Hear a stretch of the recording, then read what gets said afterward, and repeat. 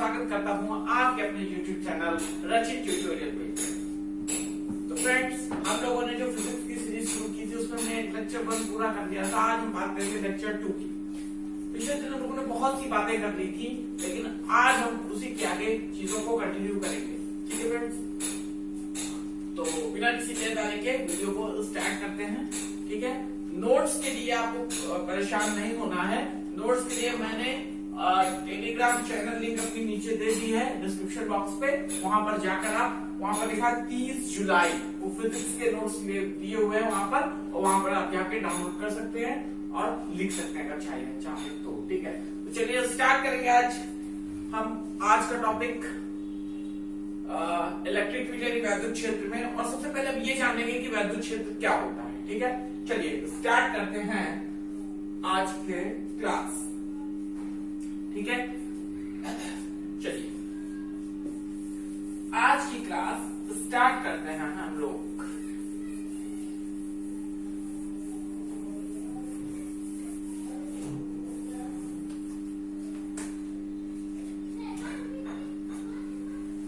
चलिए फ्रेंड्स, सबसे पहले हम लोग ये जानेंगे कि वैद्युत क्षेत्र होता क्या है।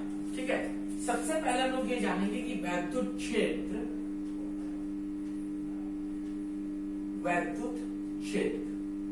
दैट मीन्स इलेक्ट्रिक फील्ड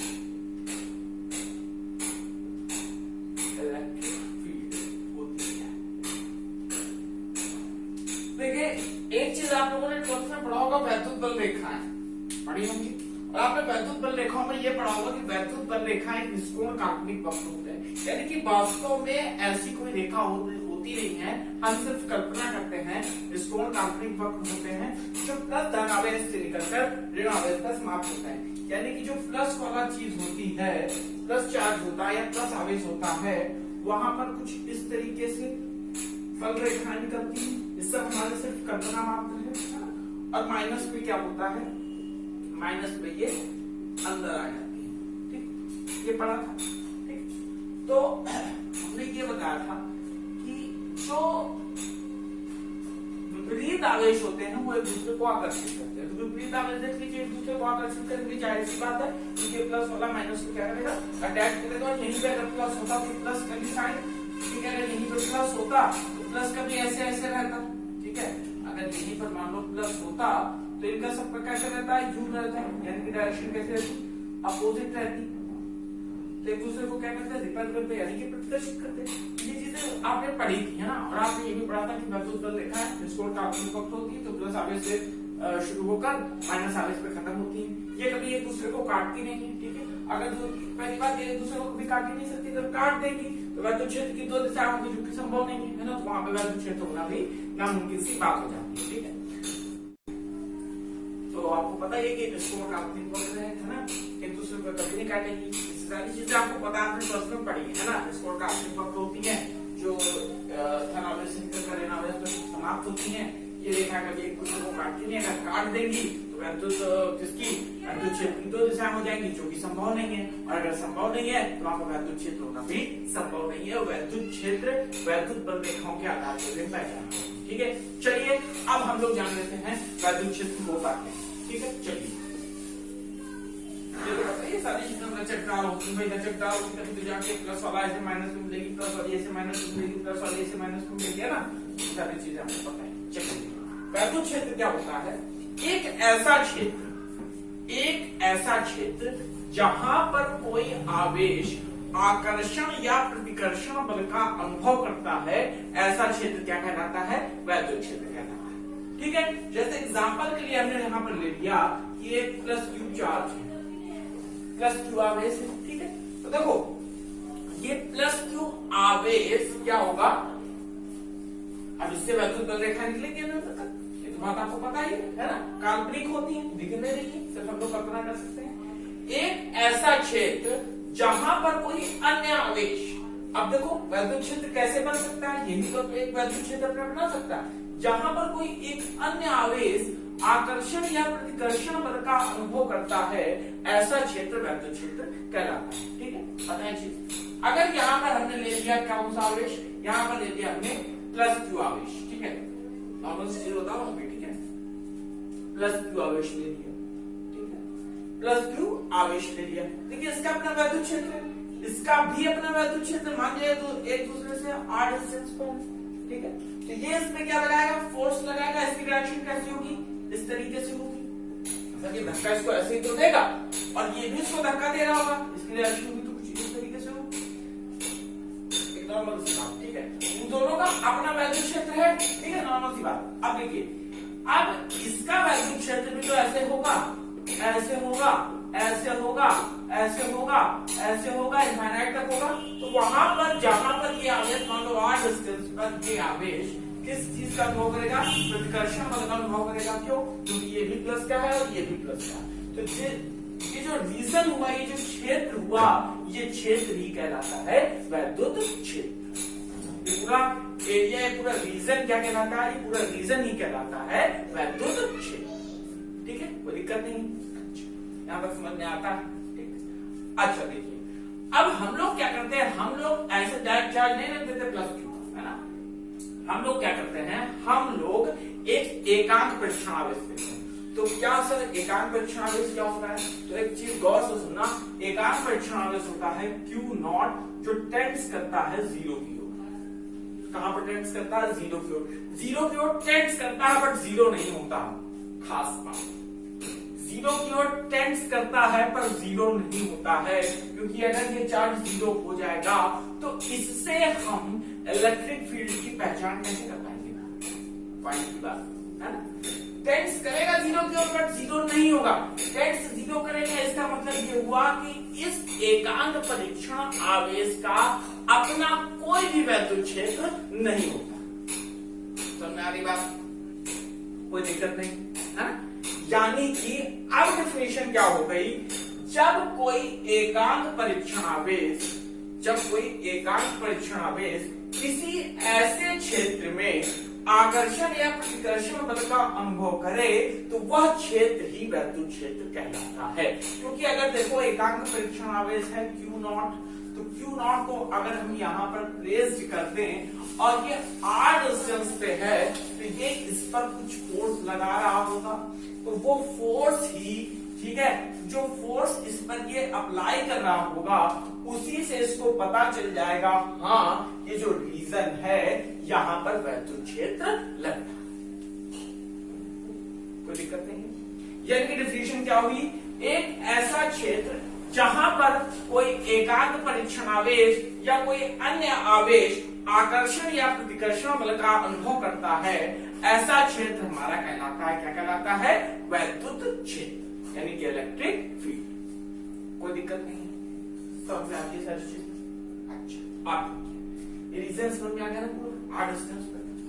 अब यहीं से एक चीज बन जाती है क्या, वैद्युत क्षेत्र की तीव्रता, ठीक है, क्या बन जाती है, वैद्युत क्षेत्र की तीव्रता, ठीक है। यहाँ पर देखिए नोट्स के लिए मैं यहाँ पर नोट्स नहीं बता रहा हूँ, नोट्स पूरा आपका पीडीएफ फॉर्मेट पे, link in the description box, Telegram channel पे पड़ा है, वहां पर 30 जुलाई पड़ा हुआ है, वहां से आप नोट्स ले लीजिए, ठीक है, वहां से आपको नोट्स ले लेना है और सारी चीजें मैं यहाँ पर बस क्लियर करता चलूंगा, ठीक है। अच्छा देख लीजिए, अब हम लोग बात करेंगे वैद्युत क्षेत्र की, वैद्युत क्षेत्र की तीव्रता, किसकी बात करेंगे, वैद्युत क्षेत्र की तीव्रता की बात, किसकी बात करेंगे, वैद्युत क्षेत्र की तीव्रता, जिसे हम इंग्लिश में कहते हैं क्या, intensity of electric field, intensity of electric field, क्या बोलते हैं भाई, इंटेंसिटी ऑफ इलेक्ट्रिक फील्ड, क्या बोलते हैं, इंटेंसिटी ऑफ इलेक्ट्रिक फील्ड बोलते हैं, ठीक है, यहीं से समझेंगे हम चीज को। देखिए हमने क्या बताया अभी, वैद्युत क्षेत्र एक ऐसा क्षेत्र जहां पर एकांक परीक्षण आवेश, जहां पर एकांक परीक्षण आवेश या कोई भी आवेश आकर्षण या प्रतिकर्षण बल का अनुभव करे तो वह क्षेत्र कहलाता है हमारा वैद्युत क्षेत्र, ठीक, ये चीज बताइए। एक ऐसा क्षेत्र जहां पर कोई एकांक परीक्षण आवेश या अन्य आवेश आकर्षण या प्रतिकर्षण बल का अनुभव करे, वो क्षेत्र क्या कहलाता है, वैद्युत क्षेत्र। और वही आकर्षण या प्रतिकर्षण बल जो किसी अन्य आवेश या एकांक परीक्षण आवेश पर आरोपित होता है वही कहलाता है वैद्युत क्षेत्र की तीव्रता। क्लियर हुई चीज? यानी कि हम क्या कह सकते हैं, टोटली हम ये कह सकते हैं कि वैद्युत क्षेत्र में किसी अन्य आवेश या एकांक परीक्षण आवेश पर लगने वाला बल कहलाता है वैद्युत क्षेत्र की तीव्रता। ठीक है, तो देखो अगर ये है, ये इस पर फोर्स अप्लाई कर रहा है, ठीक है, एकांक परीक्षण आवेश है, तो एकांक परीक्षण आवेश को लगभग हम हमेशा ही धनात्मक मानते हैं। ठीक है, हमेशा क्या मानते हैं, धनात्मक मानते हैं। ठीक है, ऐसा नहीं है कि धनात्मक नहीं मान सकते, या परीक्षण में लेते हैं, बट हमेशा इसको क्या मानते हैं, धनात्मक मानते हैं। ठीक है, तो ये देखिए इस रीजन पे आया, ठीक है, इस रीजन पे आया तो इसको क्या करेगा, प्रतिकर्षित करेगा F से, इसको क्या कर रहा होगा, ऐसा प्रतिकर्षित कर रहा होगा, यानी कि ये इस पर क्या अप्लाई कर रहा होगा, फोर्स अप्लाई कर रहा होगा, फोर्स अप्लाई कर रहा होगा ना, बोलो इसको क्या करना होगा, धक्का देना होगा कि जाओ जाओ। ठीक है, वही चीज कि क्या हुआ कि एकांक परीक्षण आवेश पर इसने क्या किया, बल आरोपित किया। क्या किया, बल आरोपित किया। क्या आरोपित किया, बल आरोपित किया, वो कहलाया वैद्युत क्षेत्र की तीव्रता। यानी कि E इज इक्वल टू हम लिख सकते हैं F/Q0। ठीक है, यानी कि हम क्या कह सकते हैं, एकांक परीक्षण आवेश पर लगने वाला बल जो वैद्युत क्षेत्र में स्थित होता है उसे क्या कहते हैं, वैद्युत क्षेत्र की तीव्रता। यहां तक क्लियर है चीज, बिल्कुल समझ में आ रही है, कोई दिक्कत नहीं है। अब बात ये होती है सर कि बात ये उठी कि ये कैसा, क्या कहते हैं, कैसी क्वांटिटी है, क्या है, कैसी क्वांटिटी है या कैसी राशि है। ठीक है, तो ये कैसी राशि है आप आंख बंद करके बता सकते हैं ये सदिश राशि। क्यों, क्योंकि देखो भाई बल जिस दिशा में लगता है वही तो वैद्युत क्षेत्र की तीव्रता की दिशा है। वैद्युत क्षेत्र की तीव्रता क्या है, वैद्युत क्षेत्र की तीव्रता तो एक बल ही तो है जो एकांक परीक्षण आवेश पर आरोपित हो रही है। और वाकई में क्या होता है, बल a push or a pull in a particular direction is called force. That means कि क्या बल व धक्का व खिंचाव है जो किसी एक दिशा पे आरोपित होता है, एक चीज होती है। तो सेम चीज तो वही है, कोई अलग चीज है क्या, देखिए कोई अलग चीज तो नहीं है, तो सेम चीज वही तो दिखी है। ठीक है, तो यानी कि ये चीज इसको क्या कर रही है, धक्का तो दे रही है। अब अगर ये माइनस का होता तो खींच रही होती, लेकिन डायरेक्शन ही तो लग रही है, धक्का दे रही है, खींच रही है। देखिए धक्का देने में डायरेक्शन कहाँ है, उस तरफ, और खींचने में डायरेक्शन कहाँ है, इस तरफ। तो देखिए ये इसको Q0 को क्या कर रहा है, धक्का दे रहा है, फोर्स लगा रहा है। तो वैद्युत क्षेत्र की तीव्रता कैसी राशि है, सदिश राशि है। और आप जानते हैं सदिश राशि होने पर क्या लगाते हैं, सबसे पहले हम तीर का निशान लगा देते हैं ऊपर एरो साइन, और F भी कैसा है। ठीक, एक चीज आपको और बता दूं कि जब सदिश अदिश आपको निकालना हो तो इसी से बता रहा हूँ, बहुत सरल तरीका है।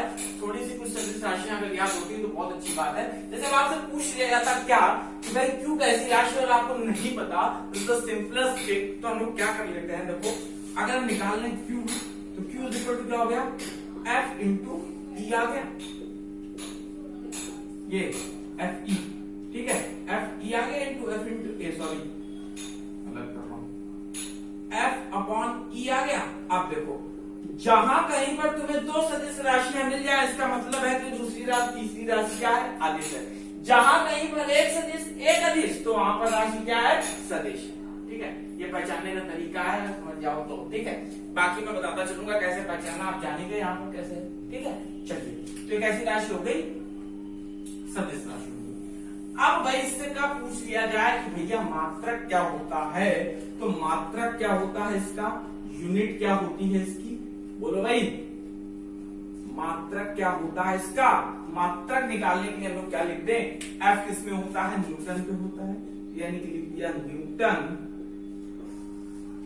पर कूलम। मात्रक क्या हो गया भाई, जो तो बोलो न्यूटन पर कूलम। ठीक है, कोई दिक्कत नहीं, यहां तक समझ में आता है, और अच्छे समझ में आ रहा, कोई दिक्कत नहीं, न्यूटन पर कूलम। अब यहाँ पे अगर आपसे पूछ लिया जाए तो भैया इसकी विमा क्या होगी, विमा निकाल लेंगे आप, है ना, विमा निकाल ही लेते हैं। या तो कहिए तो किसी दिन लेक्चर में विमा का बना दूं, विमा निकालना करना आता हो तो ठीक है, तो उसमें विमा निकालना मैं बता दूं आपको। देखो विमा क्या होगी, न्यूटन के आप जानते ही क्या होते हैं। अगर आप लोग चाहते हैं कि विमा का मैं एक लेक्चर बनाऊं तो आप लोग प्लीज कमेंट बॉक्स पे कर दीजिएगा, लिख दीजिएगा सर विमा पे एक लेक्चर बना दीजिए, तो मैं विमा निकालना वहां पर आपको अच्छे से दिखा दूंगा, ठीक है। और अगर आपको आता है तो कोई बात नहीं, अगर नहीं आता तो उसको मैं देख लूंगा, अगर ज्यादा कुछ होगा तो मैं फिर मैं उसमें भी एक लेक्चर निकाल दूंगा, अगर आप लोग की डिमांड रहती है तो, ठीक है। चलिए देख लेते हैं विमा क्या है। देखिए फोर्स की क्या होती है, इक्वल टू हमें m का mLT की पावर -2, ठीक है। और कूलॉम की क्या होती है 80, दिख रहा है कि नहीं दिख रहा, ठीक है। तो यहां पर अब क्या निकल आएगा, देखो विमा निकल आएगी, यहां पर क्या निकल आएगी, देखो m ऐसे ही रखोगे, l ऐसे ही रखोगे, a को ऊपर ले आओ, a इनवर्स हो गया t की पावर -3, क्या ये विमा है, देख लीजिए। यहां तक चीज समझ में आती है, बिल्कुल दिक्कत नहीं है। ml a इनवर्स t की पावर -3 ये इसकी विमा होगी, ठीक है। यहां तक चीज समझ में आती है, कोई दिक्कत तो नहीं। अच्छा बिल्कुल समझ में आ रही है, कोई दिक्कत नहीं। अच्छा यहां तक अगर आपको नोट करना तो आप नोट कर लीजिए, ठीक है। और आपको पता है नोट्स के लिए कहां जाना है, टेलीग्राम चैनल के लिंक के नीचे, वहां पर 30 जुलाई दिया हुआ है, 30 जुलाई पर आपके फिजिक्स के नोट्स पड़े हुए हैं, उस नोट्स को आप लोग ले लीजिएगा, है ना, पीडीएफ फॉर्मेट में दिया हुआ है। चलिए फिर आगे चलिए।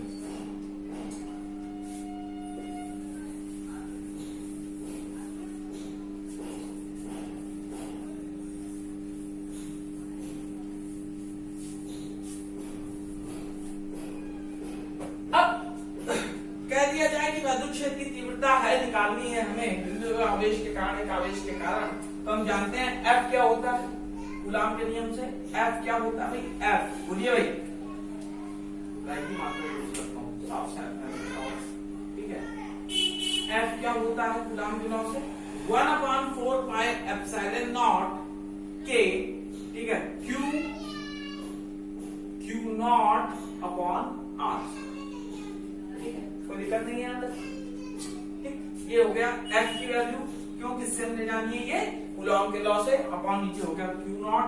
देखिए Q नॉट यहाँ आएगा तो Q नॉट से Q नॉट कट जाएगा, तो E का एक फॉर्मूला आपको और मिल गया, क्या 1/4 pi epsilon not Q upon R square, ठीक है।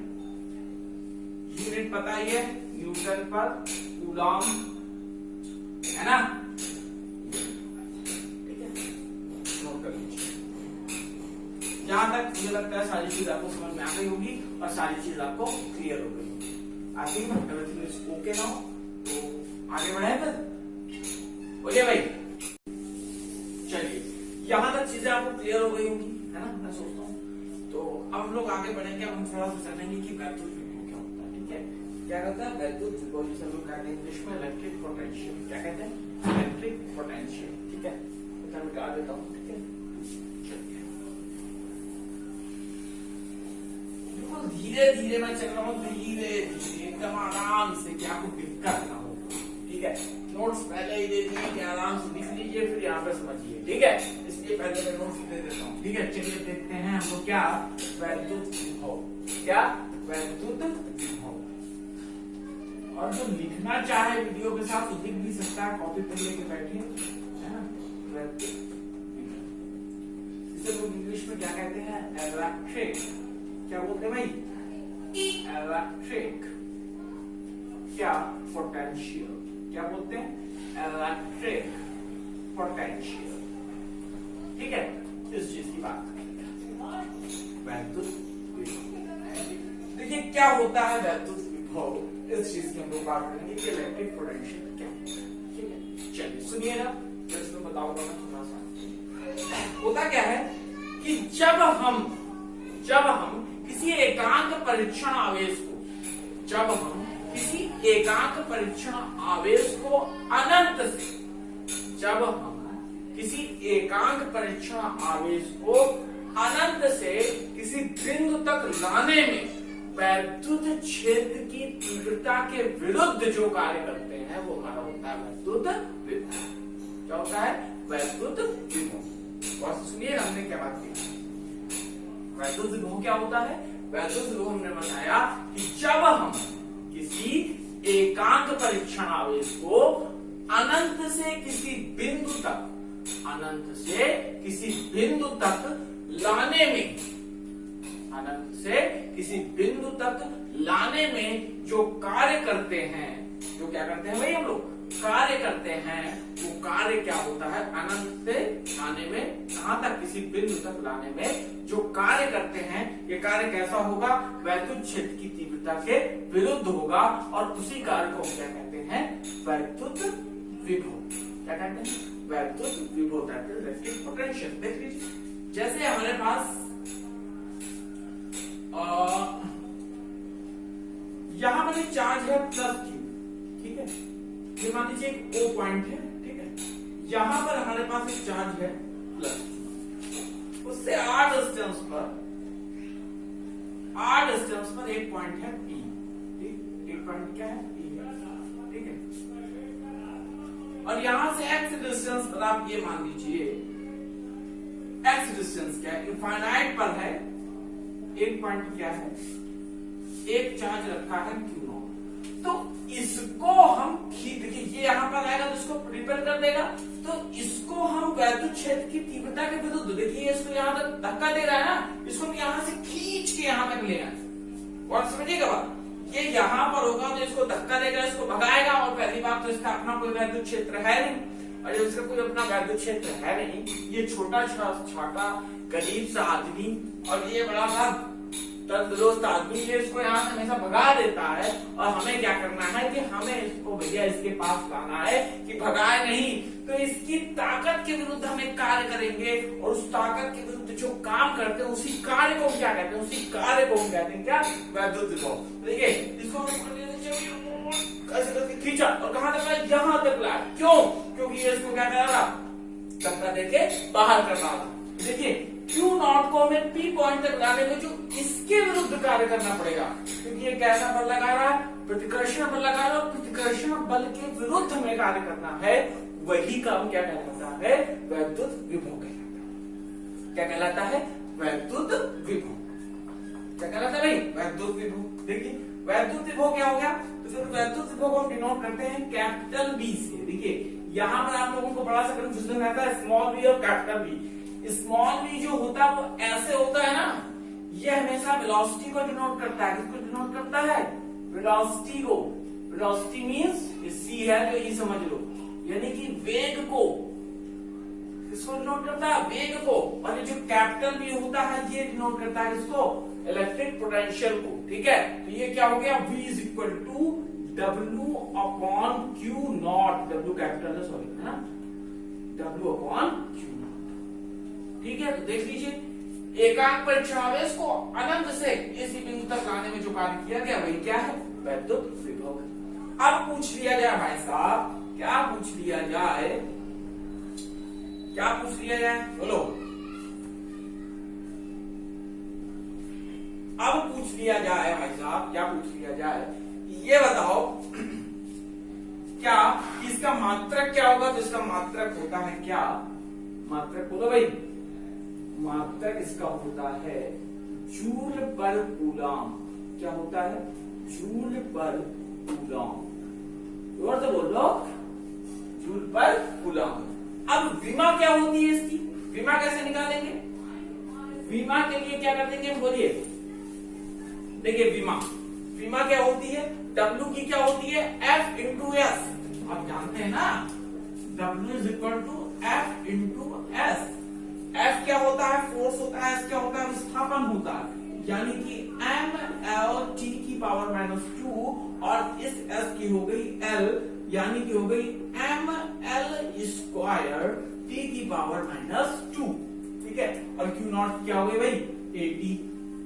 Q नॉट की क्या हो गई, 80 को ऊपर ले जाओ, mL square A inverse T की पावर -3, यानी कि यहां पर बीमा क्या आ गई, बोलिए भाई, mL square A inverse T की पावर -3।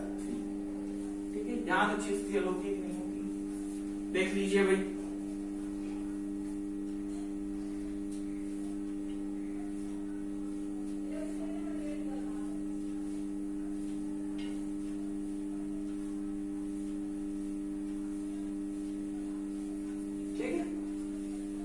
यहाँ पर समझ में आता है? कोई दिक्कत नहीं है? बोलिए। अच्छा, अब ये बताइए ये कैसी राशि है?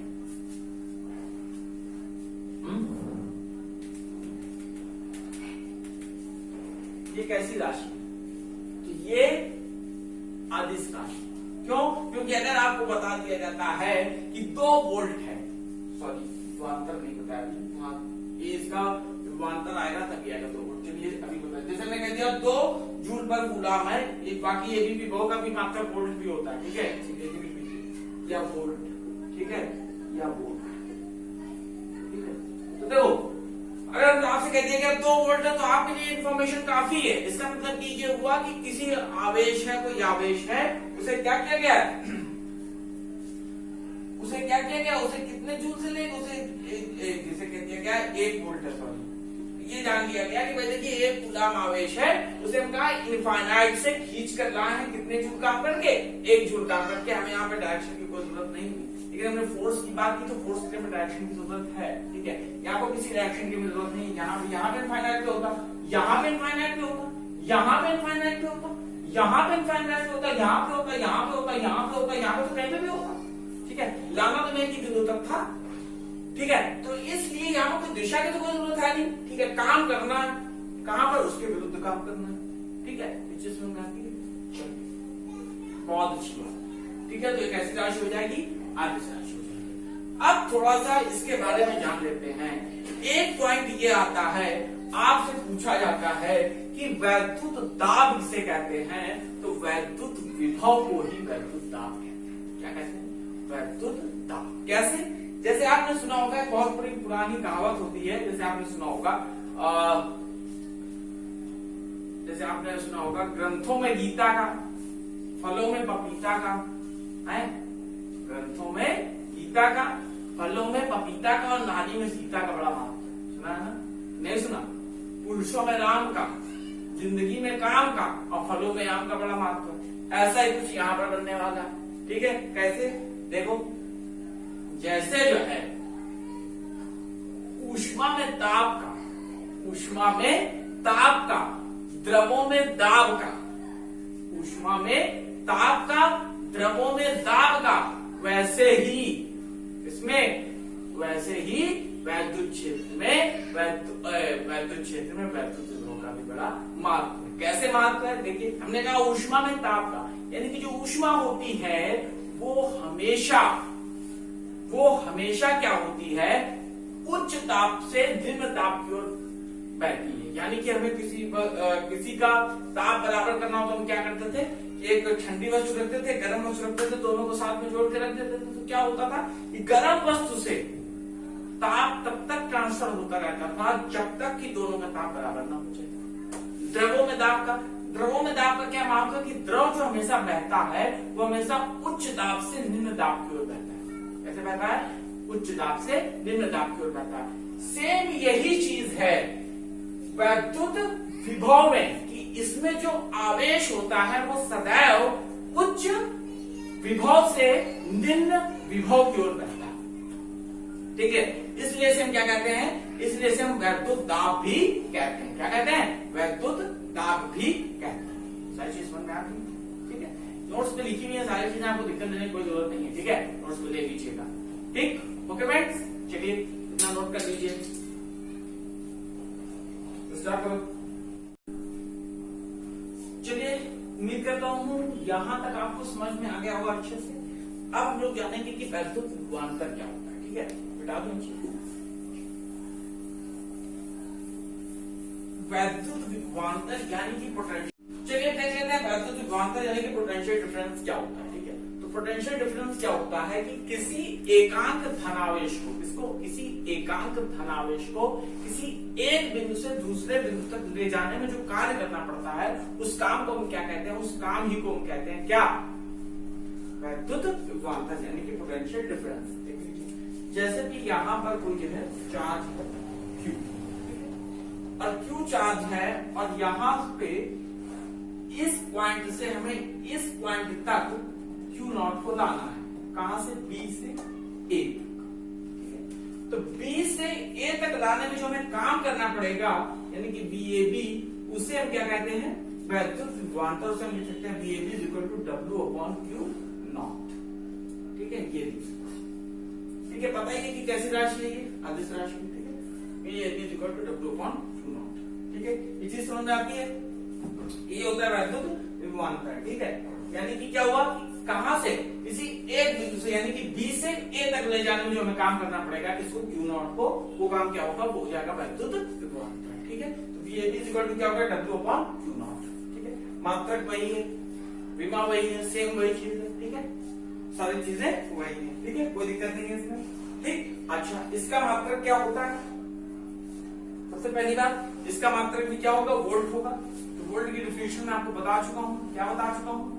अब इसमें वोल्ट की डिफिनेशन क्या हो जाएगी, यहां पर इसको मान लिया, देखिए ये पूरा हो गया 1 जूल।